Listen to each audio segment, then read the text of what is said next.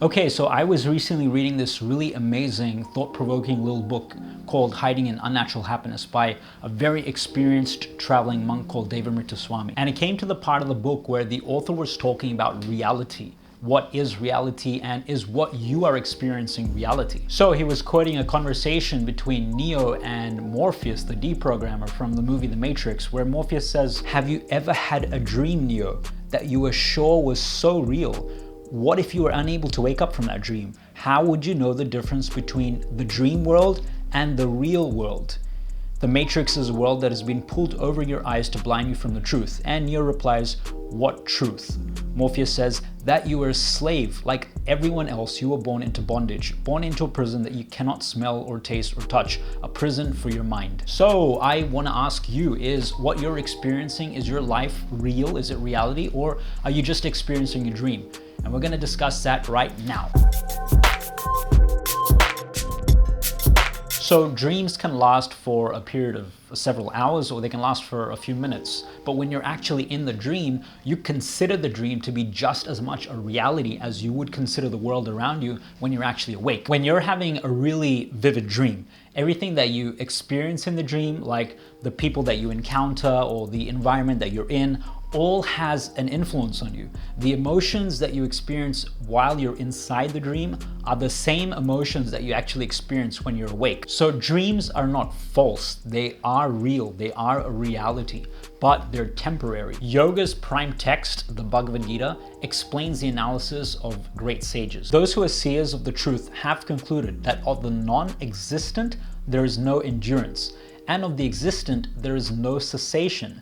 This the seers have concluded by studying the nature of both. So how do you conclude that something is a dream versus something being a reality? Well, it mostly comes down to one factor, and that is duration. If something consistently lasts for a longer duration of time, that takes on the element of reality. The reality you experience when you're sleeping is of a much shorter duration compared to the reality that you experience when you're awake. That's why you call your sleeping reality a dream, and you call your awake reality real life. Now, I hate to break it to you, but just in case you forgot, your awake reality that you're experiencing right now in your present body also has a time duration.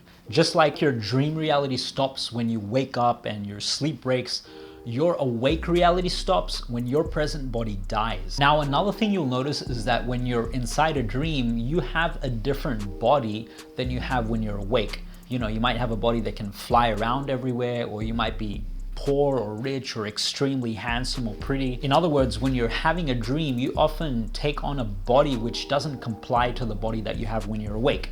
And when you do wake up from the dream, you lose connection with that dream body and you become aware of your present material body. Now, your actual existential reality, the reality that has the longest duration of time, is that you're not the body that you have in your dreams, and you're not your present material body either, because even that dies. Your actual identity is that you're a fully conscious, non-material living entity, and your consciousness continues to exist after the death of your present body. So, just like your dream reality lasts for a shorter duration of time compared to your awake reality, your awake reality also lasts for a shorter duration of time compared to the existence of your consciousness. That is why your present life is also a dream.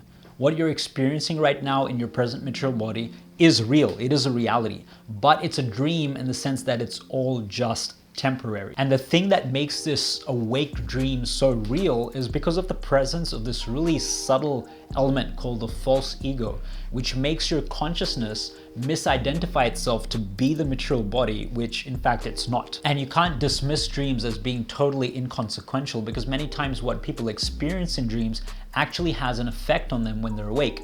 They can influence your behavior or the choices that you make in life. So what you do in this present lifetime will have an effect on you after your death.